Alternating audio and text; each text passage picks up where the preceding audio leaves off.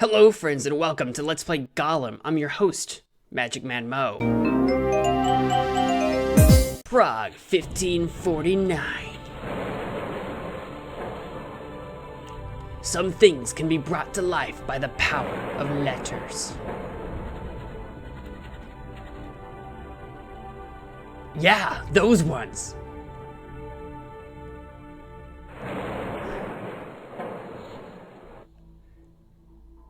You're locked in a museum in Prague, a museum that holds the remains of the famous Golem of Prague. Use the power of Kabbalah to resurrect the Golem so it can help you find your way out. But beware, the practice of Kabbalah could be dangerous. Yes, this game is Golem, a game by Carmel Games. I don't think they were being called Carmel Games just yet, but we were playing Carmel Games a while ago. A while back we were playing these games, and I kind of stopped. And recently, a couple of you have been asking me to continue playing more of them, so I thought I would do that. I'm actually playing this on Congregate.com instead of the Carmel Games website, so it's been created by an account called Aesthetics. And I've talked about this in previous games before, but because it's been a while, I thought I would re-explain it. And I think it was from before, again, they were called Carmel Games. So this is a game. It's a puzzle game. It's actually a really complicated and really complex puzzle game. And just to give you an idea of how complicated, complex, and very difficult this game is. In fact, the description of this game is, in this harder than usual point and click escape game, you'll need to resurrect the Golem of Prague in order to get out of the museum complex. And it is exactly that. If you've played Carmel Games before, you should know that this game is, I'm getting a little bit of, see that tiny little green dot up there? There you go, that's better.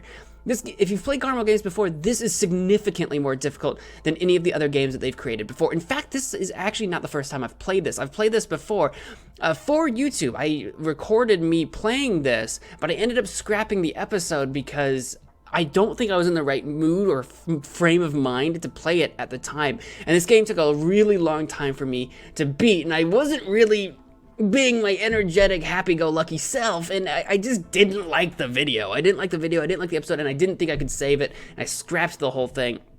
In fact, for a while, I thought maybe I still had the footage, but I don't think I do. So this is actually my second time going at it, but it's been months. It's been months since we played this, and like I say, it's actually a very difficult, very esoteric game to play. And if that doesn't strike your fancy, then I completely understand that this is not the game for you, because it's very hard. But if you like really hard puzzle games that really make you think and really think about the world that you're in terms of the game, give it a try. There's a link down in the description below if you'd like to play this for yourself. But we're going to start by checking some rooms out. I don't remember how everything works, but I figure we'll go through, check out the room, see how much I remember, which is probably going to be like nothing, and we'll struggle our way through it. So there's this.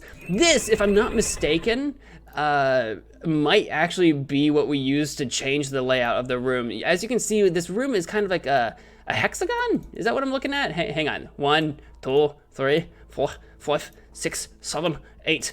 Yes. 8 sides, an octagon, and I think things rotate, or you have to move something to get access to different rooms. So that adds an extra level of a little difficulty there to try to remember how to get everywhere. It's not that bad, but it does do that. There's a staircase here. Moving around takes some getting used to as well in terms of like where you're going. It's a little mind-bending. The Dead Sea Scrolls, worlds that change the world. Words that change the world. And you can use this to like turn around. This is down the way we came, so there's an actual door right here that we can check out. And we won't need to do anything with this for a while, but there's a puzzle here that we need to light these up. I don't think it's in any specific order, but there's like 4-ish of these that we need to light up, and then it spits a little card out. And then we're turned around, so we can walk back out to this. See, this is the words that change the world. There's an elevator here, and we need to power the elevator. We can't get in the elevator right now. It leads to a basement. I don't remember how to power the elevator, but it's something. It's something down. Cool, buddy. Cool, buddy. But so this is where we started. This is the staircase we just went up. There's a library over here with some books in it, and I believe we want these books. There's a time here I think is relevant somehow, somewhere. It's actually kind of hard to read that, but I think we need to remember that later. There's some X's on the books that we can read. During the Middle Ages, passages from the Sefer Yetzirah, by the way, I'm going to mispronounce these things like crazy, Book of Creation, were studied as a means to attain the mystical ability to create and animate a golem. although there is little in the writings of Jewish mysticism that supports this belief. It was believed that golems could be activated by an ecstatic experience induced by the ritualistic use of various letters of the Hebrew alphabet. Legend and folklore suggest that golems could be activated by writing specific series of letters on parchment and placing the paper in the golem's mouth. And this is actually really interesting. You can actually get two endings to this game. The evil ending, if you punch in the evil letters, and the good ending, if you punch in the good letters, and you'll see that you can get this wrong, and you can make the golem evil. We're gonna try to go for good at the end of this, but these are the good letters, these are the evil letters. This comes in much later. A cryptic story in the Babylonian Talmud states that on the eve of every Shabbat, Judah Hanassi's pupils, Rab Hanina and Rab Hashaya, who devoted themselves especially to cosmogony, used to create a delicious calf by means of the Sefer Yetzirah and ate it on the Sabbath. Mystics assert that Abraham used the same method to create the calf prepared for the three angels who foretold Sarah's pregnancy in the biblical account at Genesis 18:7.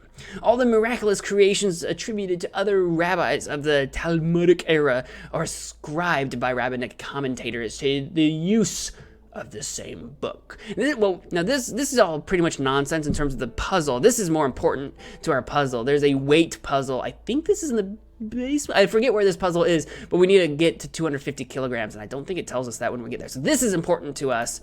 This will be important to us. So those are two very big clues to remember.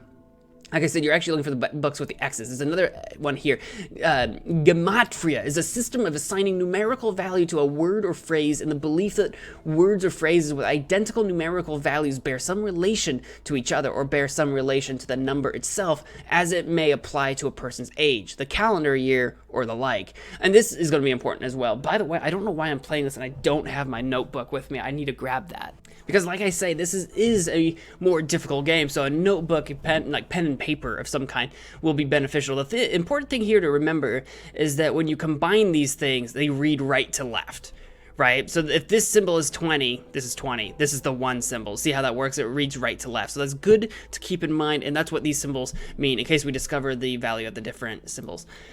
There's this book as well, which suddenly you're like, oh boy, there's a lot going on here to remember, and we will be using the left side and the right side for different purposes. So for my purposes, I'm gonna go ahead and scribble this down into my notebook. You absolutely don't have to, but if you don't, you might be doing some running back and forth. So I'm gonna go ahead and scribble this down into my notebook so I can keep it on hand. Okay, we've got that copied over now. That was the second book. There's a lot to see here. There's 4 books, I think. There's one here as well. And this is written in whatever this is written in. But the point here is this, actually. This is what I was talking about earlier. Turning this does twist the rooms clockwise and gives us access to different rooms. But I think, if I remember correctly, this gives us access to different rooms in the basement. So in the room where we were at, where we had the 2 staircases, that doesn't change. But in the basement, when we go underground, it's going to be a giant octagon room, just like it is up top. But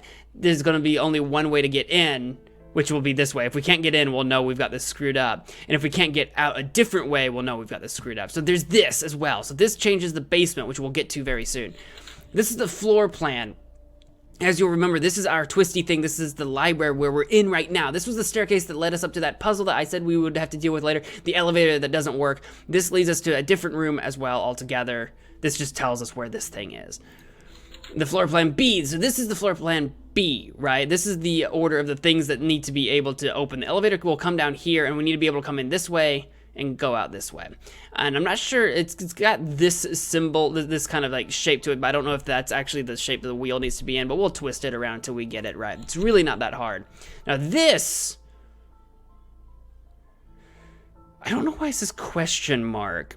I assume there's a wall that's supposed to be there. I don't know if there's something else that opens up there. Maybe there's another thing that opens up there. I don't actually remember. There might be a secret door over here that we need to discover, but that won't be too hard to do. We'll figure that one out as we go. Which book was that? Was that this book? That was this book. There's this book as well, which has all of this nonsense, which we're not going to translate. This is all in... We're not going to try to translate that. We're just going to let that be. We're just going to... You can feel free to pause your screen and read through this and translate it yourself if you want to. I'm not going to. And then there's this last book over here, which I think is also...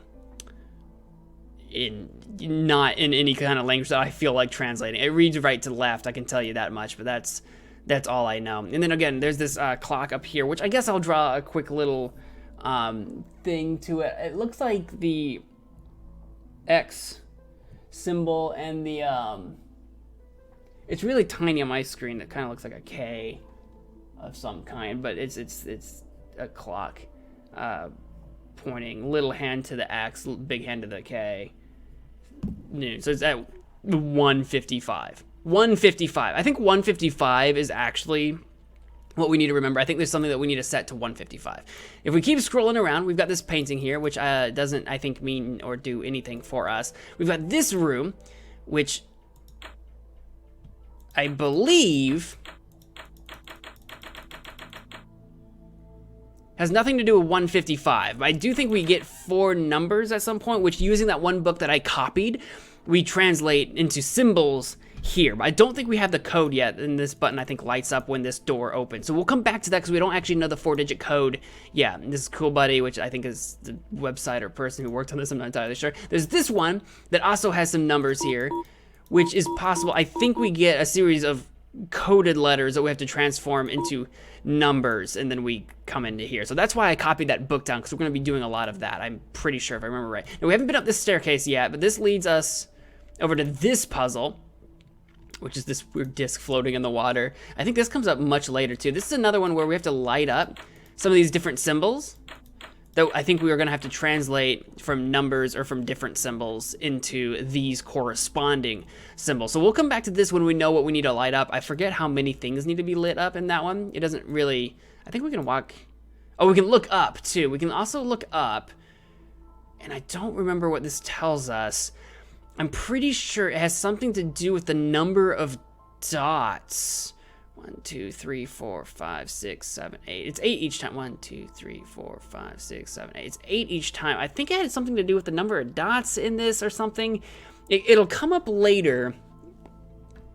It's either 8 or it's going to be the 5 that's up here. There's something about this. I don't remember exactly what, but we'll figure it out. We'll figure it out as we go. Now this, I believe, is how we turn. Oopsie, I need to turn this on. I think that, I believe, turns on the elevator.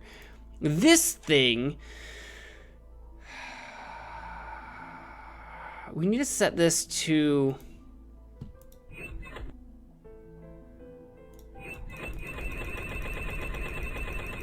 some kind of temperature, I think, because I think we use these dials, and that'll give us our 3-digit code to maybe the thing behind us. I don't remember exactly. I'm going to leave that be for now, because I think our elevator is on now. That's kind of an important one. So, again, that was that staircase. We're backed up to this guy. I'll go ahead and just leave this in this form for now, because I think we can get to the basement, if I remember correctly. Yes, the basement's open now, and we can use this to go down. Count the dots above. Yeah, the dots above. It was either 8 or 5. This was our hint. It tells us to count that, and I don't remember where we punched that in. There's this panel here, which gives us a card. This is one of the cards that we're gonna have to form to bring the golem to life. Okay, so that's fine. And that's the elevator we just came through. And then this is the passage that I was talking about. So there should be an open door there. Excellent, because this is the one we just came from, right? Yes, yes, yes, yes, yes, it is. It gets a little confusing, actually, because, did I skip it somehow? There it is. Because between these doors, this door looks basically the same. This is the one we came from. This is the one that we just opened. Cool. And it has this guy right here, which has little arrows, which you would think needs to be one. Oh, it does. I don't know if we have to leave it there or not, but 155, that was the clock that I was talking about, how we saw that earlier. Oops. I don't think we have to leave it that way, but I'm going to go ahead and leave it that way. I don't remember if it spits out any different cards. So we've got 2 letters. I didn't actually write down what the 3 cards are for evil and good. I didn't actually write it down, but we'll have to do that somewhere. This is the weights one. And you'll remember we needed, what, 250, I think? And this has a different series of 32. This has different series of 18. I keep trying to reset it. And this has 17, so weirdly enough. So this one isn't too bad. This is one of those things where you can just kind of play with it until you get pretty close.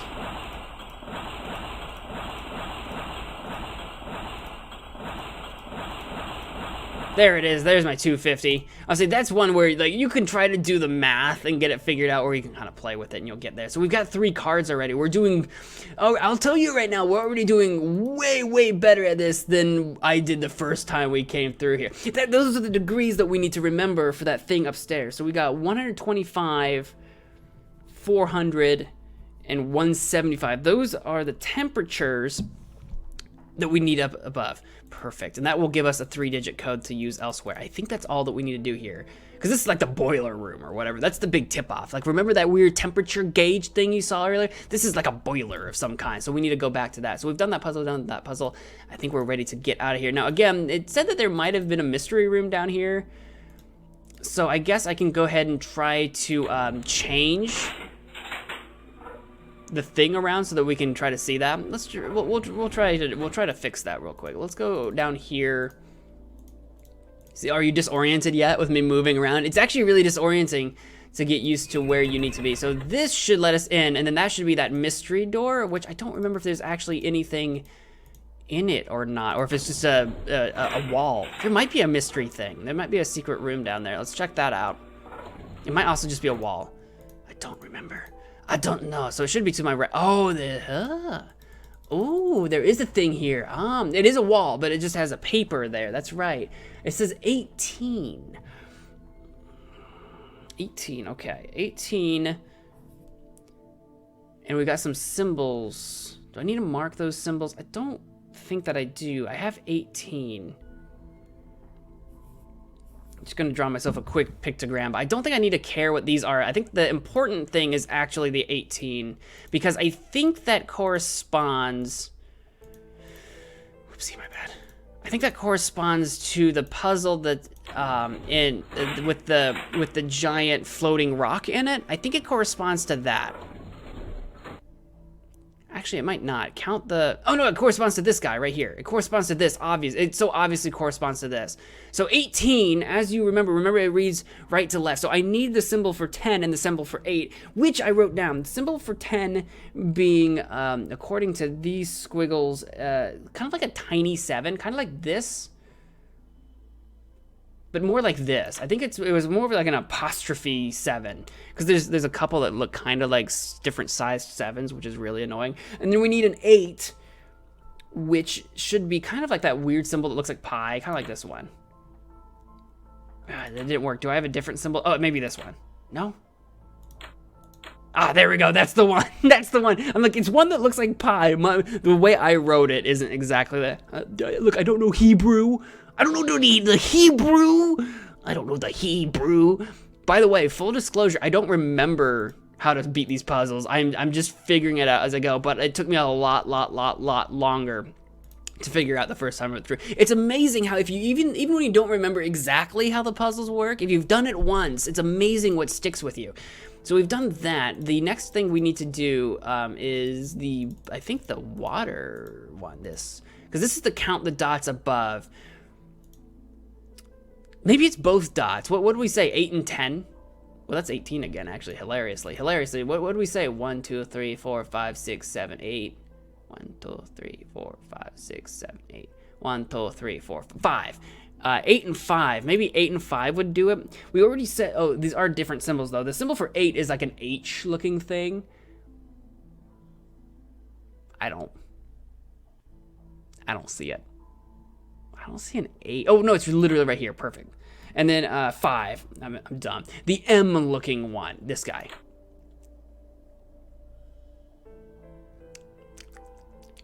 Maybe it's all of them combined. 5 and 8 make for a 13. So maybe it's 13.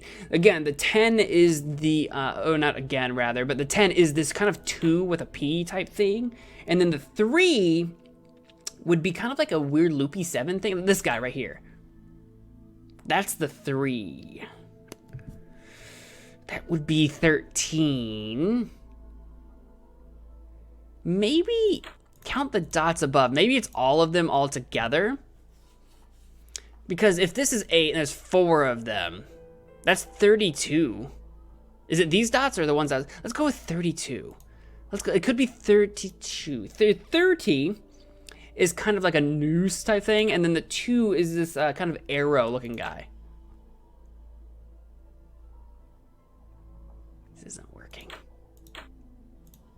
All right, what if it's the lights?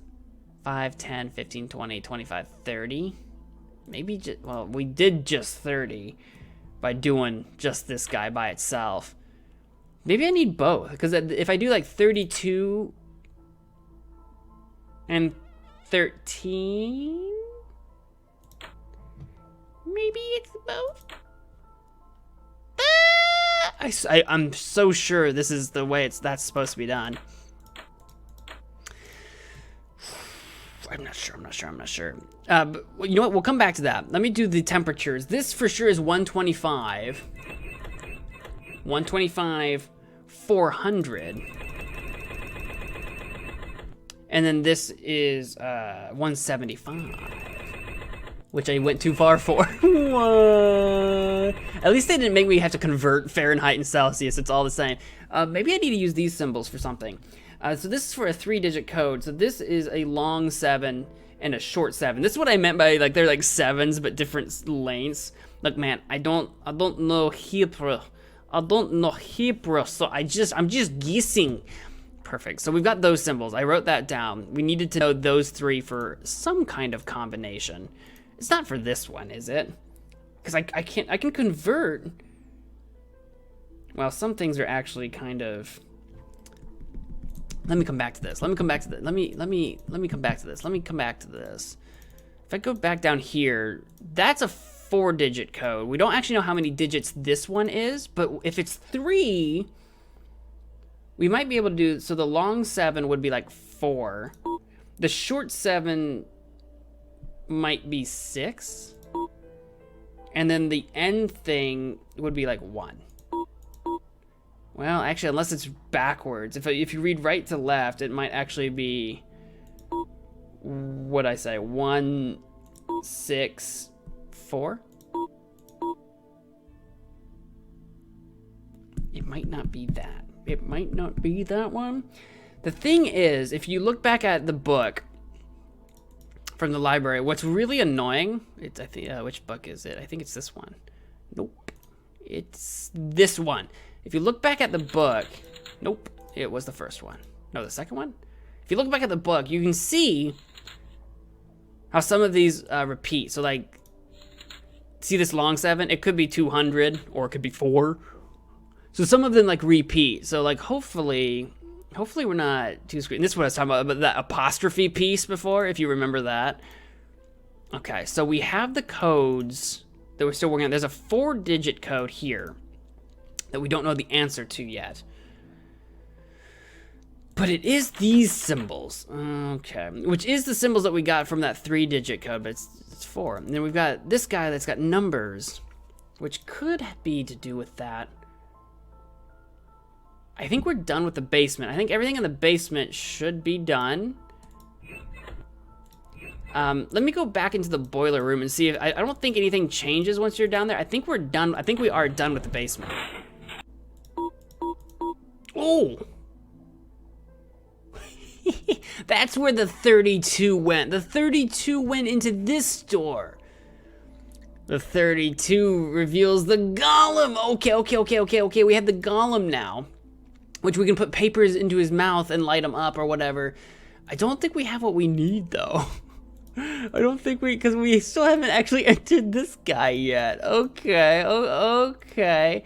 Yeah, evil, I'm gonna write down in the notebook, because evil is the sort of Y, little 7, big 7, and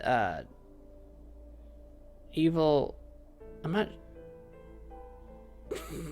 sure what the arrows mean, but the good is this sort of weird 2 thing, a little 7, and then this sort of U thingy, right? So evil, good. What we have, I think we have what we need. We have literally what we need for evil. I don't even need this Y at all. Well, yes, I do for good. No, wait. Yeah, I need it for evil. I don't need it for good. Wait a minute. Yeah, Y. Oh, I don't have the little 7. I need the little 7. So we almost have what we need. We almost have what we need for either one. We need the little 7, and we can beat this. Oh, you. I don't know how to open this door, and I have not yet done this puzzle.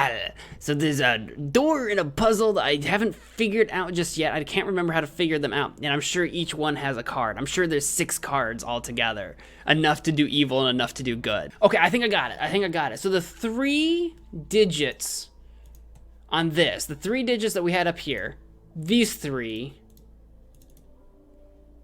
converted into these symbols are this guy, this guy, this guy.